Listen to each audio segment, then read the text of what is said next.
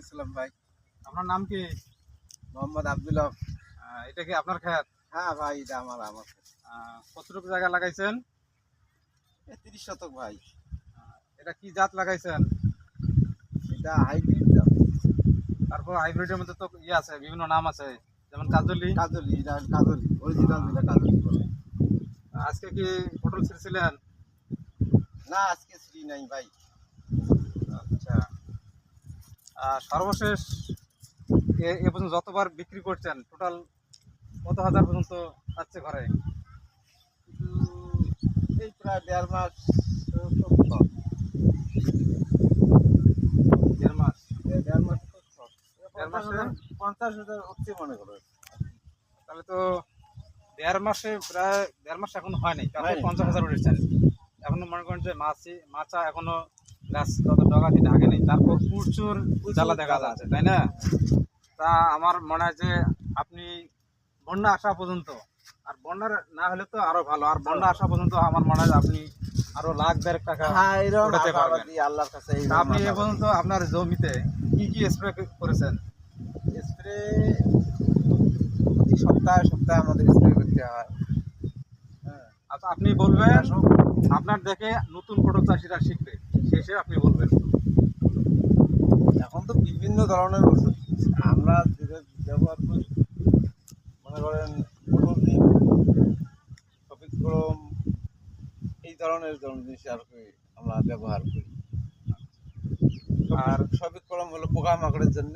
হ্যাঁ, এখন আরো আরো অন্য অন্য ওষুধ ব্যবহার করি, অথবা আচ্ছা, আমার যত স্মরণ আপনি নাই। নাম জানেন না, স্মরণ নাই। আমি বুঝছি। আর মাটিতে কি কি দেন, কি কি সার দেন সেটা বলতে পারবেন? মাটিতে আমরা জৈব সার দিছি, টিএসপি দিছি, পটাশ দিছি, এবং মনে করো আরো অন্য অন্য দানাদার প্রয়োগ করছি আর কি। আচ্ছা, তো তবে আপনি যা দিচ্ছেন ভালো দিচ্ছেন, তবে আপনার ক্ষেতে যে একটা সমস্যা হয়েছে তা দেখছেন, বলেন তো দেখি কি সমস্যা হয়েছে আপনার ক্ষেতে? এখন সেটা তো ভাবি চিন্তা করতে পারছি না এখন। আপনারা দেখতে পারেন নাই? না, এখন তো আমি আপনার পটলের ক্ষেতে যখন প্রবেশ করছি তখন আমার চোখে পড়ছে যে এই ক্ষেতে এটি সমস্যা আছে। এই যে গাছ হলুদ হয়ে গেছে, ও এই যে এটা এইগুলো কি জন্য হয় বলেন তো দেখি? এলে এই জিনিসটা করি পুড়ে না হয়েছে, এটা করি আবার পুড়ে হ্যাঁ পড়ে যাবে।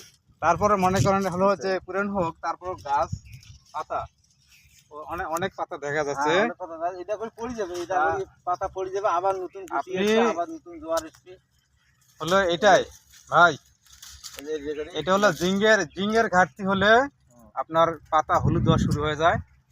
আপনি পারলে 10টা ছিটাই দেন, অথবা সিলেটেড জিঙ্ক আনি স্প্রে করে দেন।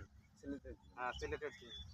আর হলো আমি অনেক সময় যে পটলের এই যে আগা ডগা অথবা জ্বালা শুকিয়ে যায় না, সুবিধা। হ্যাঁ হ্যাঁ, এর জন্য আপনি ব্যবহার করবেন ফেনোবিন।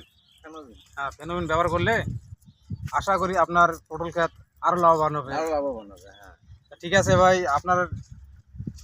আপনাকে অনেক ধন্যবাদ। আপনার ক্ষেতটাও দেখে আমার ভালো লাগলো।